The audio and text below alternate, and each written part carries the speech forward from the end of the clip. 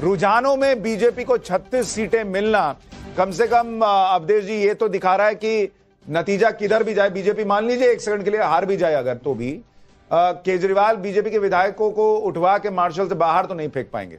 नहीं, देखिए दो बातें हैं, 2015 और 2020 का चुनाव परिणाम तो नहीं है और नहीं होना है, ये बिल्कुल पहले से स्पष्ट था। तो 2025 में क्या चुनाव परिणाम होगा उस पर आना था। तो उसमें यह है कि इस समय जैसे मैं पहले भी कह रहा हूं कि 2 से 4% का अंतर दिल्ली में है, बीजेपी ने पूरा गैप भरा है। और बीजेपी को जो आप लोग सवाल उठा रहे हैं, समझना चाहिए कि उनको लोग फ्री बीज के कारण वोट नहीं देते हैं। राजस्थान में कांग्रेस के फ्री बीज की घोषणाओं के बावजूद आपको वोट मिला है, हरियाणा में आपने भी किया, लेकिन कांग्रेस की तो पूरा घोषणा पत्र ही फ्री बीज का था, नया कुछ था ही नहीं, 7 पॉइंट का घोषणा पत्र था। बीजेपी फ्री बीज क्यों लाई? बीजेपी फ्री बीज क्यों लाई है, इसका मैसेज जो आपने कहा है वो हार करके कि केजरीवाल से लड़ना है। उनकी स्टेट यूनिट जो थी वो तो ज्यादा मांग रही थी कि केजरीवाल जी अगर बस का भाड़ा फ्री कर रहे हैं तो हमको फीडर देना चाहिए महिलाओं को मोहल्ले से लाके, मुझे बीजेपी के नेता बता रहे थे, तभी हम जीतेंगे। हम पानी जो है कि आज की डेट में मान लीजिए यही नतीजा रह गया 37-20 का और बीजेपी की सरकार बन गई, कल को बिहार के लोग नहीं मांगेंगे। चारों तरफ से डिमांड उठ रही है, कहां से दीजिए? बिल्कुल तो फिर जो नरेंद्र मोदी सरकार कहती रही कि इससे देश डूब जाएगा, बिल्कुल डूब जाएगा। मुफ्तखोरी देश के लोगों को काहिल बनाना है, उनको स्वावलंबी और मेहनती बनाने से दूर करना है, परिश्रमी। ऐसा देश तो विश्व गुरु नहीं हो सकता है, इसलिए इसको तो खत्म करना पड़ेगा। लेकिन एक बात जो आप लोग बार बार इस पर चर्चा हो रही है, अगर 37 सीटें भी आम आदमी पार्टी की आएगी तो मुझे नहीं लगता कि इस समय बीजेपी सरकार बनाने की कोशिश करेगी, क्योंकि एक जनादेश होगा वो 37 हो 40 हो, अभी सरकार चलेगी।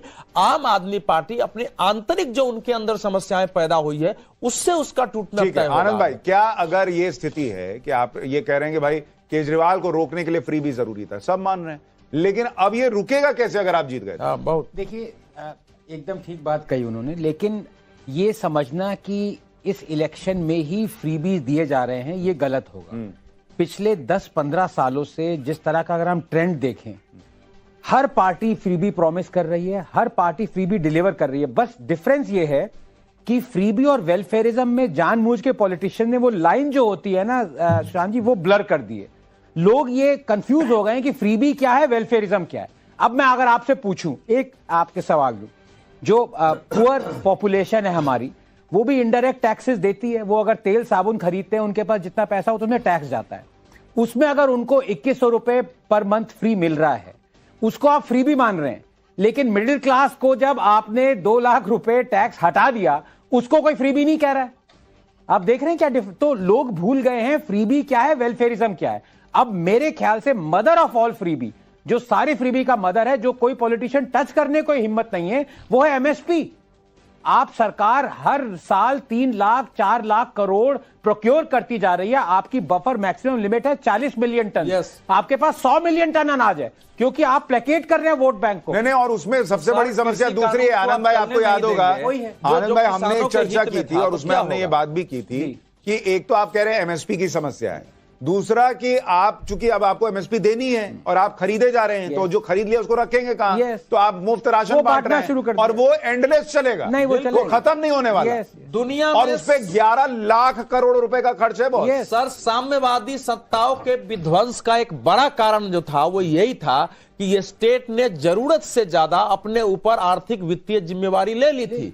भारत अगर उस दिशा में बढ़ेगा, देखिए भारत के किसानों का संपूर्ण उपज किसी सरकार की हैसियत नहीं है खरीदने के लिए, उसके लिए ढांचा बनाने की जरूरत थी। कृषि कानून उसी के लिए था। सर एक मिनट अवधेश जी, आपको रोककर एक दूसरे अवधेश को सुनवा दूं। एक और अवधेश बोल रहे हैं, मिल्कीपुर से पीछे चल रही है सपा। और हमारे नेता माननीय अखिलेश यादव जी की कृपा पर यकीन और विश्वास के साथ मैं कह सकता हूं और कह रहा हूं कि भारतीय जनता पार्टी ने यूं तो बेईमानी का पूरा रिकॉर्ड तोड़ दिया गया। विश्व में जो यूनिबुल में नाम दर्ज किया है बेईमानी में, और इसके बारे में हमने बहुत पहले कई बार, यहां तक 4 फरवरी को चुनाव आयोग भारत सरकार, चुनाव आयोग उत्तर प्रदेश और जो हमारे यहाँ पर चुनाव में ऑब्जर्वर आए थे दो, उनके सामने पूरी बात रख दिया था। एक एक अक्षर उन्होंने पढ़ा और जो जो शिकायतें और संभावनाएं थी जिनके बारे में मैंने उनको पूरी तरह से, और यहाँ के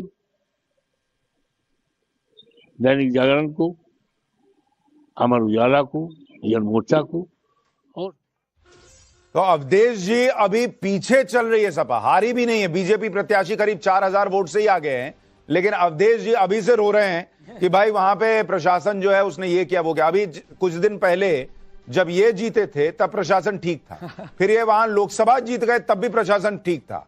अब बेटा हार गया और उसमें अपनी चीज नहीं देख रहे कि भाई इन्होंने, आपने कैसे पब्लिक को हर्ट किया कि आप जो है वहां पे पब्लिक एक तो ऐसे ही दुखी थी कि भाई कैसे अयोध्या में ऐसा हो गया, और उसके बाद आप जो है अवधेश प्रसाद को, अखिलेश यादव जो है वो ट्रॉफी की तरह घुमा रहे हैं कि देखो देखो मैंने हिंदुओं को जो है इस तरह से चोट दी है। 16 करोड़ लोग अयोध्या आ रहे हैं। सुनिए, क्या सांसद के नाते इतनी भी जिम्मेवारी नहीं है कि जाके देखे कि उनके लिए व्यवस्था क्या है, कैसे आ रहे हैं और ठीक से दर्शन कर रहे हैं कि नहीं कर रहे हैं? ये तो सामान्य सांसद अशोक यादव जी समाजवादी पार्टी से, अशोक भाई अभी तो 4000 वोट से कैंडिडेट आगे, उसके पहले ही अवधेश जी ने इसको बता दिया कि गलत चुनाव आप लोग बता रहे हैं। फिर आप लोग 2027 लड़िएगा या नहीं लड़िएगा? क्योंकि यही केंद्र की सरकार 27 में रहेगी, वही योगी रहेंगे, फिर आप लोग कहेंगे कि ये लोग लड़ने नहीं दे रहे, जीतने नहीं दे रहे, फिर तो आप वहां भी हारेंगे। सुशांत जी देखिए, दो बातें हैं। पहली बात तो आपने कहा कि वहां से मिल्कीपुर से हम हार रहे हैं, तो माफी मांग रहा हूं, बड़ी खबर, अमानतुल्लाह खान ओखला सीट से पीछे हो गए। रुझानों में बीजेपी ओखला सीट पर आगे चल रही है, ये बड़ी खबर है। ये बड़ी खबर आती हुई अमानतुल्लाह खान पीछे चल रहे हैं। क्या इसकी बड़ी वजह अमित ये हो सकती है कि वहां पर बीजेपी जो है उसके अलावा बाकी लोगों ने मुसलमान कैंडिडेट उतारे तो मुस्लिम वोट बढ़ गया, ऐसा हो सकता है? क्या ये ओवैसी फैक्टर हो सकता है?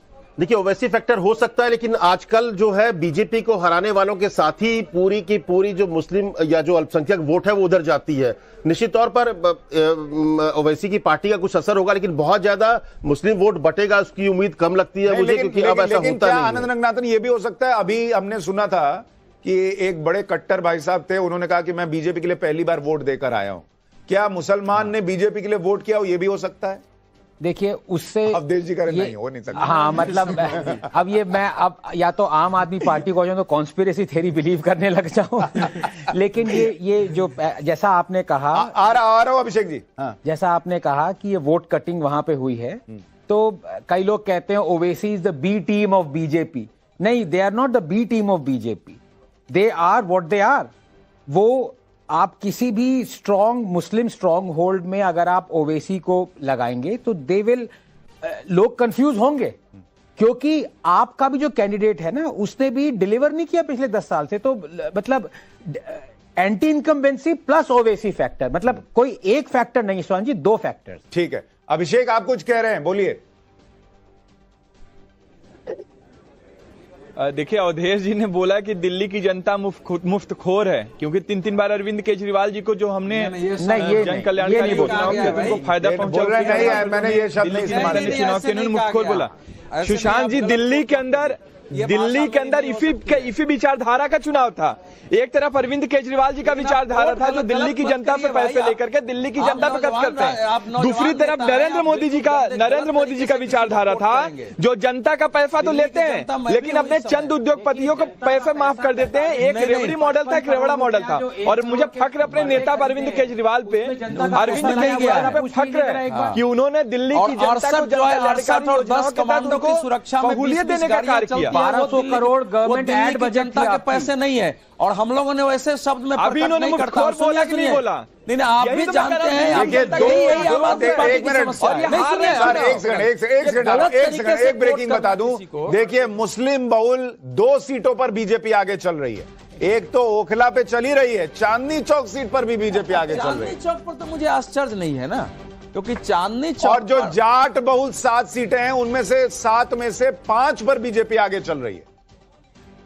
अब बताइए, अब ये तो जाट का इशू लास्ट में अरविंद केजरीवाल जी उठाए थे कि हम ये करेंगे। देखिए, जाटों में और गुर्जरों में इस बार दूसरा भाव था। इस बार ये था कि उनका नेता केजरीवाल, देखिए अब मैं आपको थोड़ा ब्रेकअप बताता हूं। ऐसी मुस्लिम बहुल सीटों में 2 पर बीजेपी आगे चल रही है, जाट बहुल सीटों में 7 में से 5 पर बीजेपी आगे चल रही है, ऐसी सीटें जहां सिख वोटर का प्रभाव ज्यादा है, 11 ऐसी सीटें हैं, उनमें 5 पर बीजेपी आगे चल रही है और 3 पे अब बीजेपी आगे चल रही है। तो ये अभी का समीकरण है। जी जगदीश भाई। सुशांत भाई, अभी अभिषेक जी जो आप पार्टी के प्रवक्ता कह रहे थे, कांग्रेस अपनी अस्तित्व की लड़ाई लड़ रही है। ये भूल गए हैं कि राहुल गांधी विपक्ष नेता है, 100 MP के आसपास हमारे पास MP है। अगर ये आप पार्टी आ जाएगी तो अस्तित्व इनका खतरे में आ जाएगा, केजरीवाल का आ जाएगा। मुझे लगता है कि मायावती की तरह गुमनाम जिंदगी में तो नहीं चले जाएंगे। अस्तित्व तो केजरीवाल का दाव पे लगा है। कांग्रेस पार्टी थी और रहेगी। इतिहास हमारा, हमने काम करा है, फिर काम करेंगे। हम गिर के फिर उठने वाले लोग हैं। तो कहीं ना कहीं अस्तित्व की बात तो ये देखिए, एक और बहुत बड़ी खबर मैं आपको बताऊं जगदीश भाई, आपके लिए थोड़ा प्रसन्न होने की भी खबर बता रहा हूं। अभी शुरुआती रुझान है, शुरुआती काउंटिंग है, लेकिन उस शुरुआती काउंटिंग में कांग्रेस को 14% के करीब वोट जाता दिख रहा है।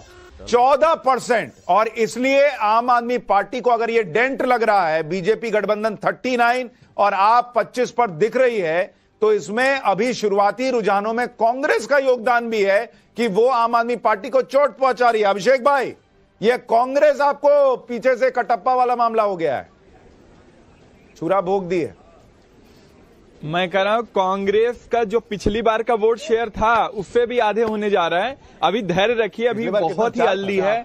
अभी 2 पे आएंगे। 10 बजे तक भाजपा की सरकार बनती रहेगी, 10 बजे के बाद हमारी सरकार हम लीड लेने की जनता ने बता दिया भाई, झूठों को बाहर निकालो। कांग्रेस जगदीश भाई वो कह रहे हैं 2 पर आ जाएंगे आप, 2% पे। अभी देखना, वेट करते रहो, मायावती ना बन जाओ आप लोग। 14 तो कांग्रेस का हो गया तो बहुत मुझे आश्चर्य होगा। 14 की संभावना नहीं, अभी शुरुआत में। मुझे बताइए, 1 मिनट ये बताइए कि आप लोग जगदीश भाई को 5 मिनट भी खुश नहीं होने देख सकते क्या? भाई मैं तो इसलिए खुश हूँ, हमने दिल्ली की जनता बचा ली, मैं इसलिए खुश हूँ। अभी आप कह रहे हैं चुनाव नहीं लड़े, हार का कारण तो इनका हम ही है ना। नहीं, लेकिन इसमें एक बड़ी चीज है आनंद भाई, आप देखिए कि कांग्रेस के एक नेता बैठकर कह रहे हैं कि केजरीवाल का हारना और बीजेपी का जीतना दिल्ली की जनता को बचाना है। इनको बीजेपी से प्यार हो गया है, इनको बीजेपी से प्यार हो गया है। दिल्ली की जनता, आप देखिए शिवम छाबड़ा जी, ये तो फिर वही बात हो गई कि अंदर खाने कुछ हुआ है। ये कैसी मोहब्बत कि केजरीवाल का हारना कांग्रेस को लग रहा है कि जनता को बचाना है। भाई विचारधारा की लड़ाई है। अरे विचारधारा, लोकसभा में आप लोग कह रहे थे मोदी से बचाना है, आप केजरीवाल से बचाना है। विचारधारा देश में नहीं रहनी चाहिए। कलेक्टिव साइकोलॉजी ऑफ पीपुल को रिप्रेजेंट कर रहे हैं। लोगों के अंदर ये भाव है जो चाहते हैं कि भाई ये रोज चक्कर जो है एलजी नहीं करना। आ रहा हूं अमित भाई, शिवम छाबड़ा जी कुछ कह रहे हैं। शिवम छाबड़ा बोलिए। ये है, देखिए दोनों ही दल अपना अपना जेब पिटाने का प्रयास कर रहे हैं। अभी 6 महीने पहले तक हम साथ खेल रहे थे, अब हम आपके हैं कौन की बात कर रहे हैं। तो कहने का अर्थ ये है कि अपने दोनों जेब पिटाने का प्रयास कर रहे हैं। इसके बीजेपी से कोई लेना देना नहीं। 1 मिनट आपको थोड़ा सा रोक रहा हूं। वीरेंद्र सचदेवा